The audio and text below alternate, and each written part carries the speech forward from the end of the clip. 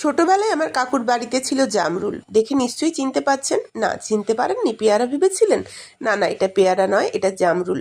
এই যে আমার গাছে হয়ে আছে, একটু লাল হলে কিন্তু বেশ মিষ্টি হয়। আমি আর তর সামলাইনি, তুলে নিয়ে চলে এসেছি। নিয়ে এসে ভালো করে ধুয়ে নিলাম। তারপর এটাকে বেশ পরিষ্কার করে কেটে নেব। তার মুখের কাছে যে জায়গাটা, ওটা কেটে নিয়ে সুন্দর করে একদম ধুয়ে কেটে রেখে দিলাম। এরপরে কি করব? পেয়ারা মাখা আমরা খাই না গ্রীষ্মকালে, দুপুরবেলা বিকেলবেলা পেয়ারা মাখা খেতে ভালো লাগে, ঠিক সেভাবেই এটাকে মাখবো। কারণ পাকলে এটা মিষ্টি, নইলে খুব যে মিষ্টি স্বাদ তা না, জলসা স্বাদ আছে। তাই গোলমরিচ, শুকনো লঙ্কা, কাঁচা লঙ্কা, একটু নুন দিলাম আর একটু লেবু। এটা তো বাটা যাবে না, বাটতে একটু কষ্ট হবে, তাই কয়েকটা জামরুলও এর মধ্যে দিয়ে নিলাম। তারপর এটা ভালো করে একটা পেস্ট বানিয়ে নিলাম। এবার চলে এলাম মাখতে।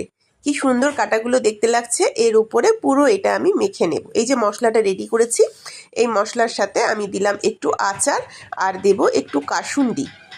এই কাসুন্দিটা হচ্ছে আমরা যে সর্ষে কাসুন্দিটা ঘরে থাকে, ওই কাসুন্দিটা। এখানে চাইলে আপনারা ঘরে বানানো কোনো আচার দিতে পারেন। যারা মিষ্টি খেতে ভালোবাসেন সামান্য একটু মিষ্টি দিতে পারেন।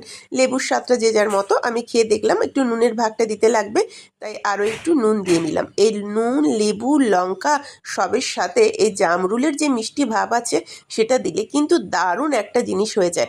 বানাবেন একবার আমার মতো।